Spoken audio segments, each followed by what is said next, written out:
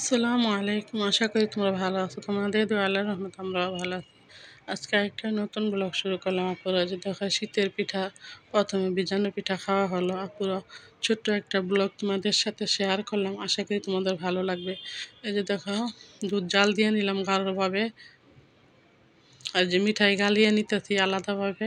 আর মনে করে নারকেল এই যে ফ্রিজে ফ্রোজেন করা ছিল, এই যে বের করে দিলাম ফ্রিজের নারকেল। মানে সবসময় আপুরা আমি মনে করো নারকেল এইভাবে কুড়ায় রেখে দিই ফ্রিজে, কখন কোনটা মন চায় পুরো বানানো হয়। কারণ নারকেল গড়া না থাকলে আবার কীভাবে, এই জন্য আর কি মনে করো সবসময় আমি নারকেল এইভাবে ফ্রিজে রেখে দিই, এইভাবে কুড়ায় কুড়ায় পলিথিনে ডিপে।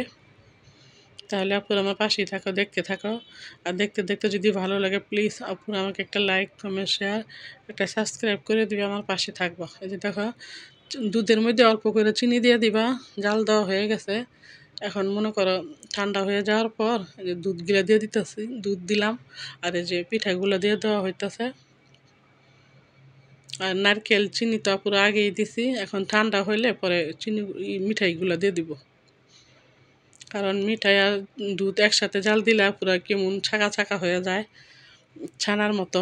এই জন্য পুরা এইভাবে দিবা, কিচ্ছু হবে না, ঠিক একে সুন্দর মতো ভিজানো হবে, নষ্ট হবে না। তাই পুরো শেয়ার করলাম ছোট্ট একটা ব্লগ। আশা করি তোমাদের ভালো লাগবে, পুরোটা ভিডিও দেখবা।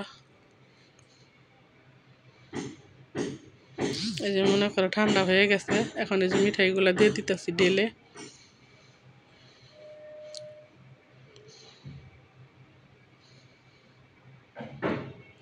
মিঠাই আলাদাভাবে গুলে মনে করো ছাঁকনি দিয়ে সেঁকে নিছি, কারণ মিঠার মধ্যে তা পুরো বালি থাকে। মনে করো যে লাকড়ি দিয়ে জাল দেওয়া হয়, লাকড়ির ময়লা টয়লা থাকে, এই কারণে ছাঁকনি দিয়ে সেঁকে নিলাম দুধ গালিয়ে।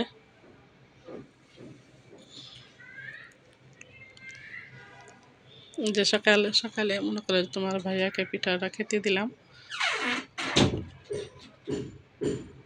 তাই তোমাদের সাথে শেয়ার। আমরাও খাবো আপুরা, মানে তোমাদের ভাইয়া যে নাস্তা খাওয়া হয়েছে তো বললাম একটা পিঠে খেয়ে নাও, বেলা উঠলে তো খেতে ভালো লাগে না। আসসালামু আলাইকুম।